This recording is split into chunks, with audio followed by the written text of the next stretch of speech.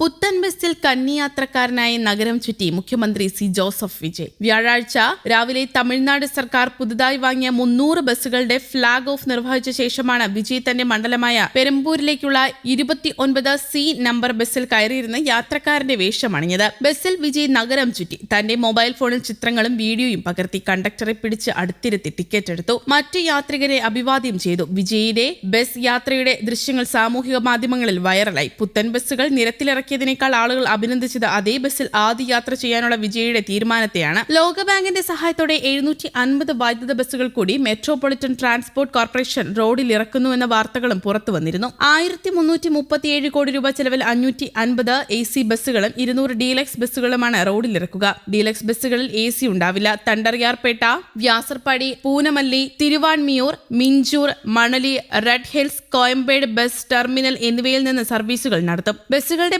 ബാറ്ററികൾ ചാർജ് ചെയ്യാനുള്ള സൗകര്യം ഈ ബസ് ഡിപ്പോകളിലുണ്ട്. ബസ്സുകളിലെ ബാറ്ററികൾ ഒരിക്കൽ ചാർജ് ചെയ്താൽ 200 കിലോമീറ്റർ വരെ സർവീസ് നടത്താൻ കഴിയും. ബസ്സിൽ യാത്രക്കാർക്കായി സീറ്റ് ബെൽറ്റുകൾ ഉണ്ടാകും. CCTV ക്യാമറകൾ ബസ്സിൽ സ്ഥാപിച്ചിരിക്കും. ഒരു മാസത്തിലേക്ക് 2000 രൂപയുടെ bus pass Chennai one app വഴി എടുക്കാം. 2000 രൂപ പാസ് എടുത്താൽ AC ബസ്സുകളും നോൺ AC ബസ്സുകളിലും സഞ്ചരിക്കാം. നഗരത്തിന്റെ വാഹനങ്ങളുടെ എണ്ണം ദിവസം തോറും വർദ്ധിച്ചു വരികയാണ്. വായുമലിനീകരണം ഇല്ലാതാക്കാനും വർദ്ധിച്ചു വരുന്ന പെട്രോളിയം ഉൽപ്പന്നങ്ങളുടെ വിലയും കണക്കിലെടുത്താണ് തമിഴ്നാട്ടിൽ വൈദ്യുത ബസ്സുകൾ ഓടിക്കുന്നത്. പൊതുഗതാഗത സംവിധാനം ശക്തിപ്പെടുത്തുന്നതിലൂടെ സ്വകാര്യ വാഹനങ്ങളുടെ എണ്ണം കുറയ്ക്കാൻ കഴിയുമെന്നാണ് പ്രതീക്ഷ. ഇപ്പോൾ ചെന്നൈയിൽ 400 വൈദ്യുത ബസ്സുകൾ സർവീസ് നടത്തുന്നുമുണ്ട്. അതേസമയം കേന്ദ്ര സർക്കാരിനെ ഹിന്ദി അടിച്ചേൽപ്പിക്കലിനെതിരെ നീറ്റ് പരീക്ഷയ്ക്കെതിരെയും കടുത്ത നിലപാടുമായി മുഖ്യമന്ത്രി രംഗത്തെത്തിയിരുന്നു. തമിഴ്നാട് നിയമസഭയിൽ നടത്തിയ പ്രസംഗത്തിലായിരുന്നു വിജയ് തന്റെ നിലപാട് വ്യക്തമാക്കിയത്. തങ്ങളുടെ ഭരണപരമായ അറിവിനെയും പാർട്ടിയുടെ നിലനിൽപ്പിനെയും സംശയിച്ചവർക്കുള്ള മറുപടിയായിരുന്നു വിജയുടെ പ്രസംഗം. ഗൂഢാലോചനകളെയും നിയന്ത്രണങ്ങളെയും മറികടന്നാണ് തന്റെ പാർട്ടി ഇവിടെ എത്തിയതെന്നും തമിഴ് ജനതയുടെ ഹൃദയത്തിൽ സ്ഥാനം നേടാൻ ഒട്ടനവധി പോരാട്ടങ്ങൾ നേരിട്ടതായും വിജയ് ഓർമ്മിപ്പിച്ചു.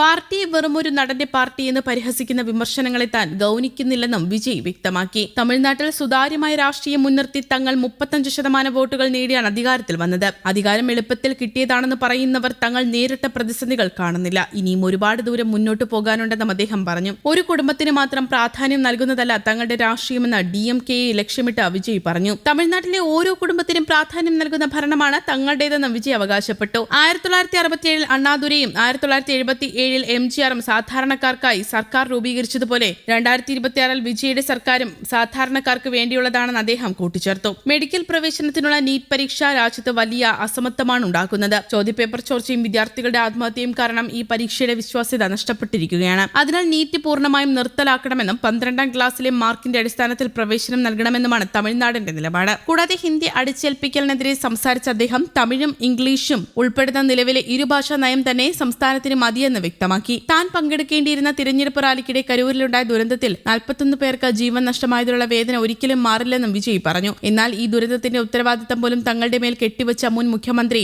MK സ്റ്റാലിന്റെയും DMKയുടെയും നടപടി ക്രൂരമാണെന്ന് അദ്ദേഹം കുറ്റപ്പെടുത്തി. ജനക്കൂട്ടത്തെ നിയന്ത്രിക്കാൻ പാർട്ടിയും വിജയും പോലീസിന്റെ നിർദ്ദേശങ്ങൾ പാലിച്ചില്ലെന്നായിരുന്നു മുൻപ് DMK ആരോപിച്ചത്. അതേസമയം തമിഴ്നാട്ടിൽ സർക്കാർ ആശുപത്രികളിൽ ജനിക്കുന്ന കുഞ്ഞുങ്ങൾക്ക് സ്വർണ്ണമോതിരം നൽകാൻ തീരുമാനിച്ച് ഉത്തരവും വിജയ് പുറപ്പെടുവിച്ചിരുന്നു. തായ്മാമൻ ഗോൾഡ് സ്കീം എന്ന പേരിൽ സംസ്ഥാനത്ത് ജനിക്കുന്ന കുഞ്ഞുങ്ങൾക്ക് 1 ഗ്രാം സ്വർണത്തിന്റെ മോതിരം നൽകുന്ന പദ്ധതിയാണിത്. ഇതിനായി 755.83 കോടി രൂപ അനുവദിച്ചതായി സർക്കാർ പറഞ്ഞു. തമിഴ്നാട്ടിലെ സർക്കാർ ആശുപത്രികളിൽ മുഖ്യമന്ത്രി വിജയുടെ ജന്മദിനമായ ജൂൺ 22, 2026 മുതൽ ജനിക്കുന്ന കുഞ്ഞുങ്ങൾക്കാണ് ഈ ആനുകൂല്യം ലഭിച്ചത്. പദ്ധതി സെപ്റ്റംബർ 15, 2026 അണ്ണാദുരയുടെ ജന്മവാർഷികമായ ദിനത്തിൽ ഔദ്യോഗികമായി നടപ്പാക്കുമെന്നും സർക്കാർ അറിയിച്ചു. ഇത് ലഭിക്കുന്നതിനായി ആശുപത്രികളിൽ പ്രവേശിക്കുന്ന ഗർഭിണികളുടെ മേൽവിലാസം തെളിയിക്കുന്ന ആധാർ കാർഡ്, വോട്ടർ തിരിച്ചറിയൽ കാർഡ് തുടങ്ങിയ രേഖകളിലൊന്ന് സമർപ്പിച്ചാൽ മതിയാകും. തമിഴ്നാട്ടിൽ പ്രതിവർഷം 4.2 ലക്ഷം പ്രസവങ്ങൾ നടക്കാറുണ്ടെന്നാണ് കണക്ക്. കോർപ്പറേഷൻ ടെൻഡർ നടപടികൾ ആരംഭിച്ചിട്ടുണ്ട്.